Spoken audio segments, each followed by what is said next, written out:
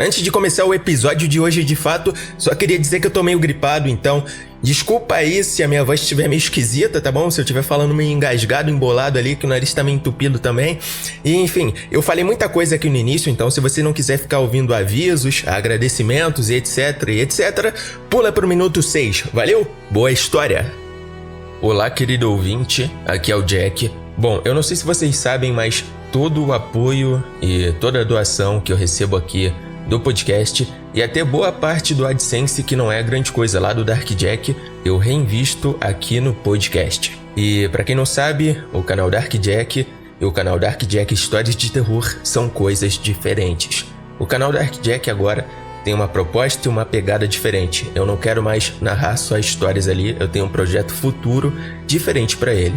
Mas pra isso, eu separei ali, o canal Dark Jack Histórias de Terror de só podcasts por um motivo, para que tudo ficasse mais separado e mais fácil de compreender. Até porque quando eu criei o Seja Membro ali, eu pedi para vocês saírem do Apoia-se para ir pro membro do canal, o motivo era a otimização.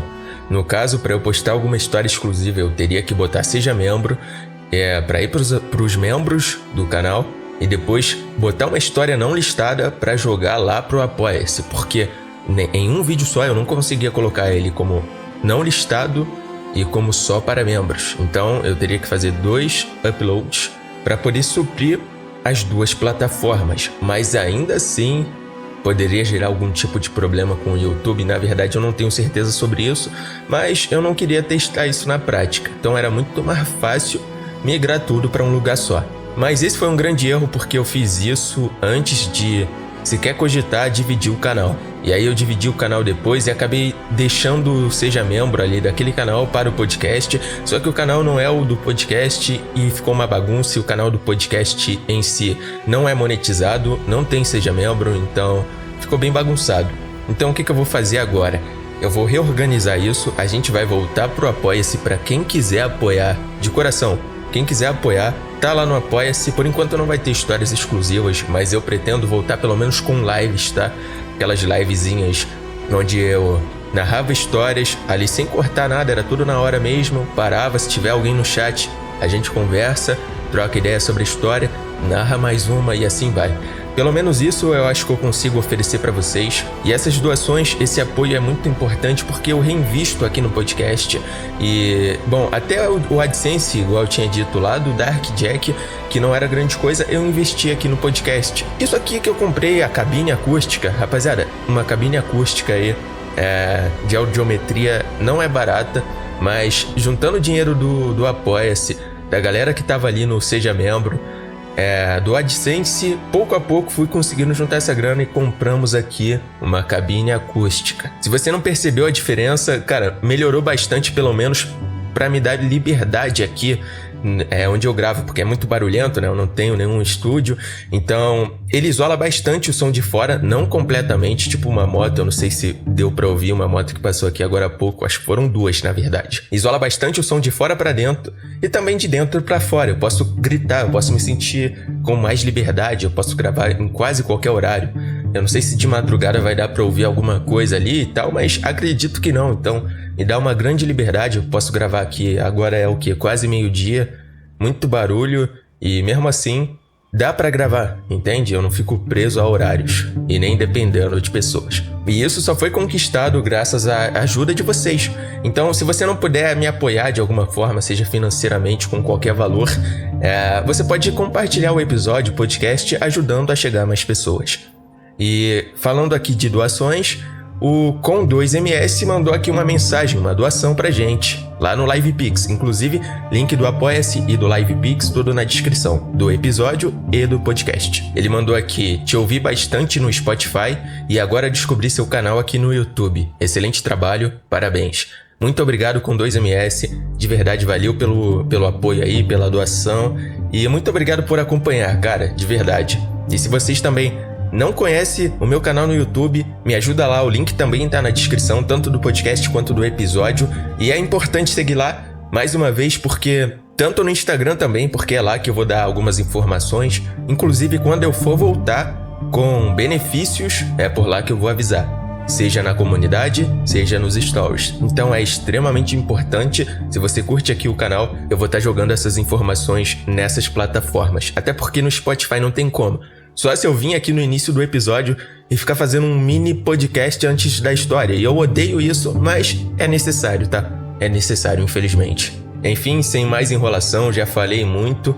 Acho que é só isso que eu tinha pra falar mesmo. Muito obrigado a todos vocês que me apoiaram, tá? Ó, essa cabinezinha aqui de lã de rocha que isola tudo, mano, maravilhosa. Esse cubículo lindo só foi conquistado graças à ajuda de vocês. Então, fica aqui o meu muitíssimo obrigado, meus agradecimentos e vamos pra história, chega de enrolação.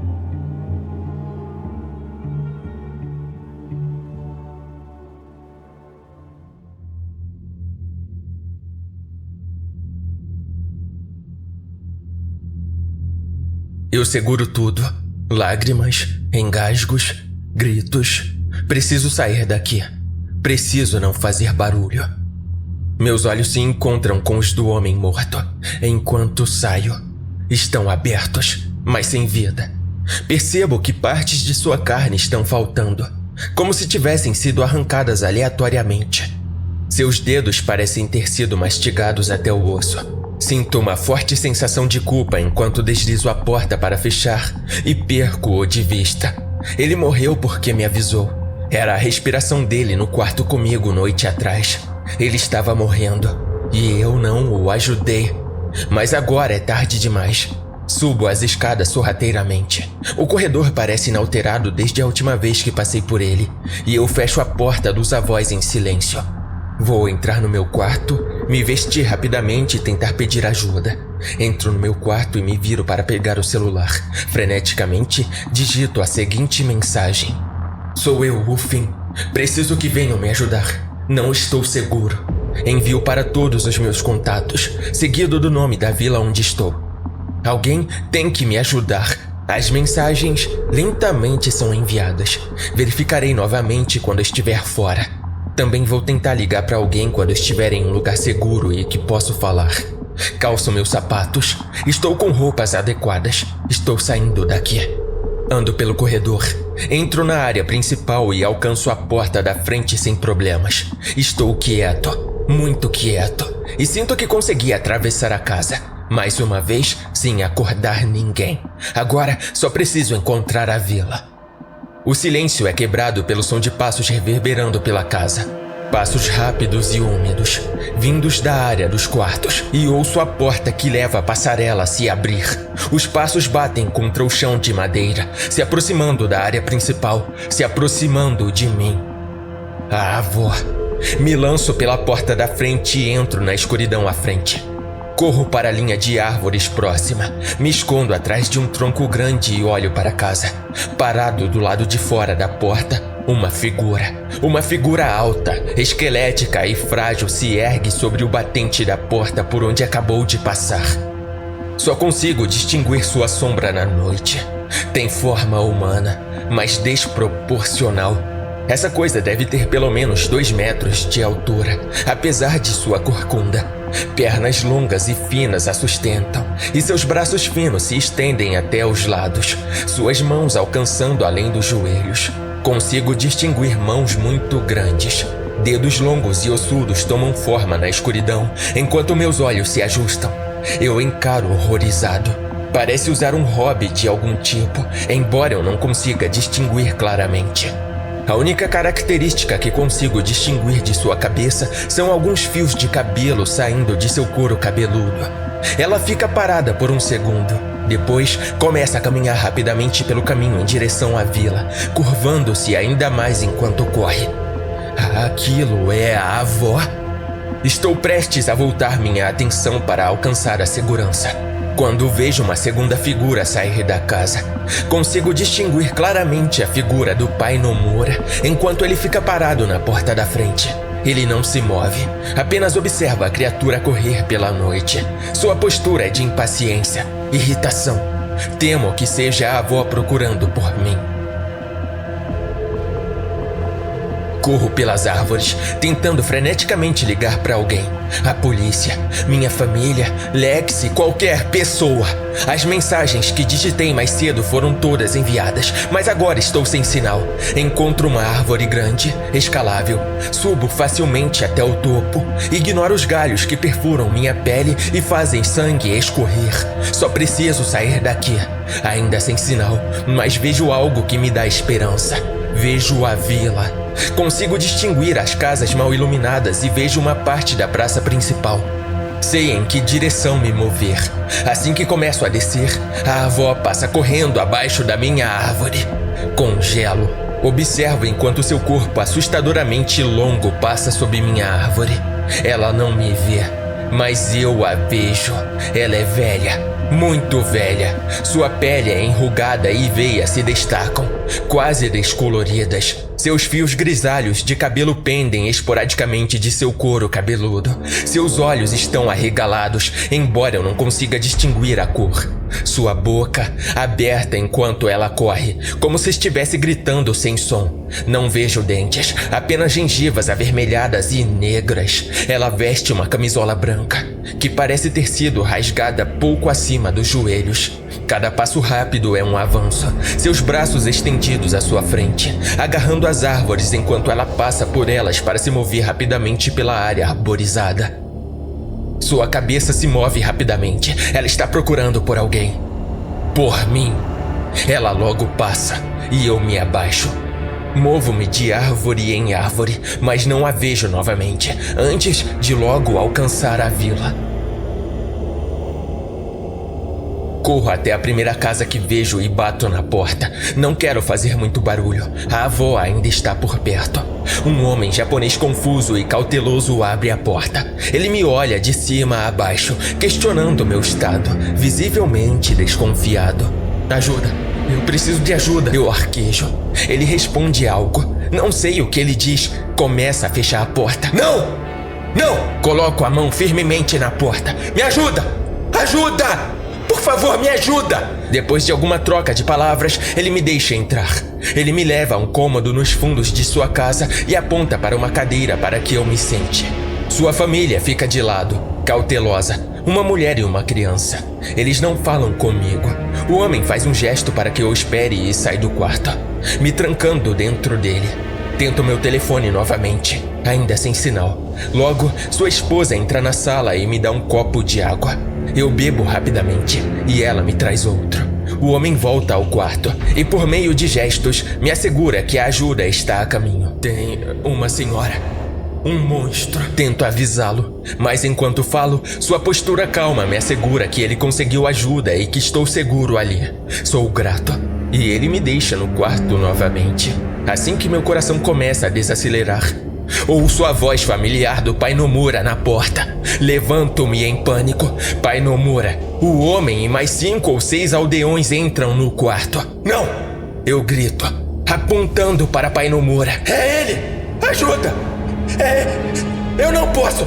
Sai! Pai Nomura diz algo. Eles caminham em minha direção. Não! O que é você? Pare! Tire as mãos de mim! Ajuda! Tire suas mãos de mim! Tira as mãos de mim! Continuo a gritar e resistir, enquanto eles me levantam nos ombros e, apesar da minha luta, me carregam de volta ao caminho em direção à casa dos Nomura. Eles me carregam para dentro da casa, onde Ren, Hina e Saeko esperam. Na mesa, um banquete de comida deliciosa.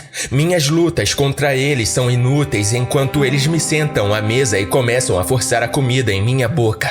Saeko observa, quase com tristeza. Papai mandou você não se comportar mal. Ren fala calmamente de algum lugar, atrás de mim. Agora coma a comida que mamãe gentilmente preparou para você. Acordo durante a noite. Estou com fome. A avó de Ren está no canto do meu quarto. Seu corpo corcunda bloqueia a luz da lua que entra pela janela. E ela me olha com um sorriso desdentado. Sua íris negra, olhos arregalados. Eu a encaro e me sinto seguro. Estou com fome. Mordo as pontas dos meus dedos, fazendo o sangue jorrar. Estou desesperado por comida, por substância. Enquanto começo a comer, a mulher no quarto comigo sussurra um cântico. Os pequenos pedaços de carne que arranco dos meus dedos têm um gosto bom. Continuo mordendo até sentir os ossos. Então, mordo mais. Acordo de um pulo. Ainda estou no meu quarto. Eu me arrasto para fora da cama, longe de onde a avó estava. Mas ela não está mais lá. Em seu lugar, o mesmo pequeno santuário que eu tinha visto pela casa. Meus dedos latejam de dor. Olho para baixo e vejo o estrago que causei. A maioria dos meus dedos parecem ter encontrado um triturador. A carne faltando, mordida, pendurada nas minhas mãos. Meus ossos visíveis, muitos com pequenas rachaduras na superfície de onde mordi. O que está acontecendo comigo? Me levanto desesperado para escapar desse lugar. Abro a porta. Há velas colocadas ao longo do corredor. Enquanto manco até a porta que leva à passarela, vejo que a maioria dos cômodos ao redor está aberto. Mas não há ninguém à vista. Tentei a porta principal, mas ela não abre. Está bloqueada do lado de fora. Empurro com força, apesar da dor nas minhas mãos. Mas sem sucesso. Volto para o corredor e caminho por ele, espiando cada quarto. Não vejo ninguém, mas cada quarto mudou. Não há camas no quarto de Ren, Rina ou dos pais. Apenas velas acesas e o mesmo santuário no centro do cômodo. Tento escalar a janela do meu quarto, mas é pequena demais para que eu possa passar por ela. Não adianta. Volto para o corredor e é então que percebo um grande X vermelho desenhado do lado de fora da minha porta. Seja o que for que foi usado para desenhá-lo, ainda parece molhado, mas é um X claro. Há gotas vermelhas saindo da minha porta e espalhadas pelo chão do corredor. Eu sigo as gotas, que levam ao último quarto, o quarto no fim do corredor. Fica mais frio à medida que me aproximo. As velas são minha única luz. A porta está fechada, mas há algo desenhado nela. Está desenhado na mesma substância vermelha. Na porta, um grande círculo vermelho.